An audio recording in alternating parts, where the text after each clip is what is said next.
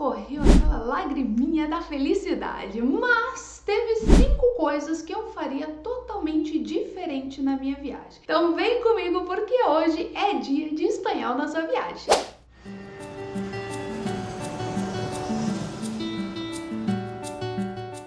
Buenas, eu sou Jessie, professora e treinadora de espanhol. E hoje é dia de viagem, hoje é dia de espanhol na sua viagem, que é um quadro onde eu trago várias dicas das minhas viagens pelos países hispanohablantes. E esse ano eu tive a oportunidade de fazer uma super viagem para o Peru com toda a minha família. Foram os meus pais, minha irmã, meu cunhado, meu marido. Foi uma viagem curta, é verdade, ali em 9 dias. Bom, na verdade, verdadeira, curta para mim e para o meu marido, que costumamos a viajar por ter períodos mais longos. A última vez a gente passou 40 dias na Bolívia. Então, 9 dias foi um pouquinho corrido, mas a gente conseguiu fazer muita coisa bacana. E por falar nisso, já começa a seguir o canal, porque o próximo vídeo que vai sair aqui no nosso quadro Espanhol na Sua Viagem é com o roteiro que nós fizemos 9 dias lá no Peru. Então já segue, já deixa o like aqui nesse vídeo, porque hoje nós vamos falar das 5 coisas que eu faria diferente nessa viagem. Apesar da nossa viagem ter sido assim muito bacana, tem 5 coisas aqui que sim, eu faria diferente. Porque apesar de toda a preparação, apesar de eu e a minha irmã termos assistido assim 1 zilhão de vídeos sobre o Peru, a gente leu assim um monte de matérias em blog de viagem, teve alguns detalhezinhos que a gente só descobriu durante a viagem. Na verdade, teve alguns que foi só depois que a gente voltou pro Brasil que ficou pensando, se a gente tivesse feito desse jeito seria mais legal. Então assiste o vídeo até o final, porque vai valer a pena cada uma dessas dicas para você viajar pro Peru aproveitando tudo, absolutamente tudo. Começando pela estadia em Lima. Uma noite é suficiente. Lima, a capital do Peru, é uma cidade bacana, é muito bonita, tem vários lugares para conhecer, mas vou te dizer que 2 dias e 1 noite ali é o suficiente. A gente acabou ficando 3 dias em Lima por causa da diferença de voo. Então, eu, meu marido, meus pais, a gente saiu aqui do Brasil e a minha irmã e o meu cunhado saíram no Canadá. Então, não bateu muitos horários de voo e a gente acabou ficando em Lima para esperar por eles. Mas definitivamente, se não é esse o seu caso, você não precisa de tudo isso. Sou meio suspeita para falar porque essa viagem de cidades grandes, de metrópole, Lima é gigantesca. O trânsito naquela cidade é um caos completo. Esse tipo de viagem não é o que eu prefiro. Eu gosto muito mais de uma viagem para um pueblito, uma cidade pequenininha, para conhecer mais a cultura do país. Então, 2 dias e 1 noite em Lima é suficiente para conhecer tudo que você precisa por lá. Segunda coisa que eu faria diferente, eu não me hospedaria em Cusco. Pera aí, calma, deixa eu te explicar. Eu sei que a maioria das pessoas indicam Cusco para ser a base da sua viagem, porque de lá partem vários passeios, para as montanhas coloridas, para as lagoas e por aí vai. Mas Cusco também é uma cidade muito grande, com um trânsito caótico. Eu fui para lá meio iludida, meio com aquela ideia da nova onda do imperador, sabe, do desenho, achando que era uma cidade pequenininha, que a gente ia ficar passeando por ali, mas não é bem assim, é bem difícil andar por lá.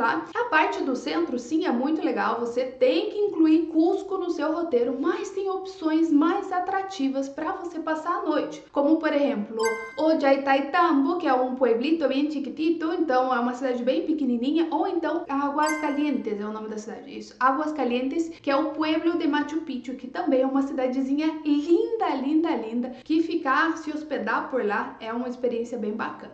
Terceira coisa que eu faria diferente é pegar o trem de Aguascalientes para Cusco ou ao contrário, de Cusco para Aguascalientes de dia. Então, para economizar a nossa viagem, como eu falei, a gente fez a viagem em 9 dias, a gente acabou optando por pegar o trem à noite, assim poderia fazer os passeios de dia. Mas a gente perdeu uma baita de uma viagem, a paisagem incrível que a gente não conseguiu apreciar nem na ida e nem na volta. Então, programa sua viagem para você poder fazer esse passeio de trem durante o dia, para poder tirar muita foto e aproveitar bastante. Quarto ponto que eu faria diferente, eu eliminaria o passeio da montanha colorida do nosso roteiro. Sim, é um passeio típico, é um passeio muito conhecido, muito procurado no Peru, mas eu tiraria da rota, principalmente se você está viajando com pessoas maiores, pessoas mais velhas, que foi o nosso caso, que a gente viajou com os nossos pais. Então eu e meu esposo, a gente está bem acostumado a fazer muita trilha, a gente já fez na Patagônia, a gente andou muito na Bolívia, a gente tem esse preparo físico para fazer. Mas mesmo assim, mesmo para nós, foi bem pesada essa trilha, por causa da altitude e do frio. Então faz muita diferença, a gente não consegue respirar do mesmo jeito e cansa muito mais fácil. Eu cansei no ponto de dar enjoo, de ter que parar achando que ia vomitar. Não vomitei, deu tudo certo, eu consegui fazer a trilha inteira. E isso que a gente tem um bom preparo físico. Então pensa bem se realmente você quer fazer esse passeio, porque tem a possibilidade de você conhecer montanhas coloridas em outros lugares. Por exemplo, na Argentina, que é um passeio muito mais tranquilo, você vai de carro, é bem tranquilo mesmo, e você tira muitas fotos bacanas, muitas fotos bonitas. Diferente dessa montanha colorida do Peru, porque a gente chegou lá, é um mar de gente. Um mar de gente, você não consegue tirar as fotos. Fica aquela muvuca de gente e a montanha mesmo você quase não consegue tirar nas fotos. E tem um detalhe, né? Quando a gente foi, choveu muito. Aí que a gente não conseguiu ver nada de vez. Então, pensa bem, analisa bem se vale a pena incluir isso no seu roteiro. Eu trocaria, por exemplo, pela Laguna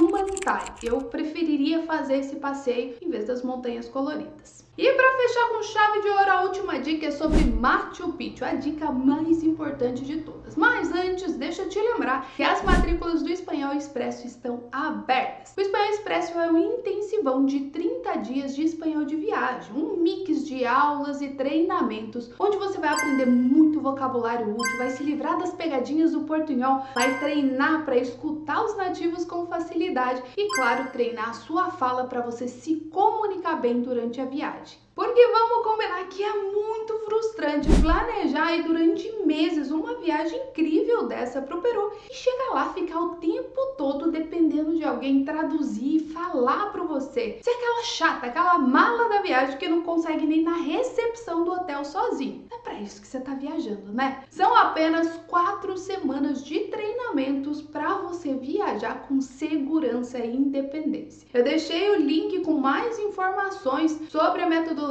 sobre pagamento, valores aqui debaixo do vídeo e também tá no link da bio. E a última coisa que eu faria diferente é não deixar Machu Picchu pro último dia. Eu e meu esposo, a gente tem aquela mania de deixar a cereja do bolo, o melhor dos passeios, pro último dia para fechar a viagem com chave de ouro. Na Bolívia, por exemplo, eu comentei que a gente ficou lá 40 dias, mas o Salar de Uyuni, o Deserto do Sal, a gente só fez nos últimos dias. Então, são 4 dias de viagem, foi assim, nos 45 do segundo tempo. E a gente fez a mesma coisa no Peru, deixando Machu Picchu pro último dia, o nosso último passeio. Isso foi uma decisão não muito acertada, porque o Peru é uma viagem que exige esforço, tanto pela altitude, pelo frio, pelos passeios. A gente acorda muito cedo para pegar a van para fazer os passeios, às vezes 4, 3 horas da manhã, volta muito tarde. Então chega no final da viagem, você tá mais cansado. E Machu Picchu merece todo o nosso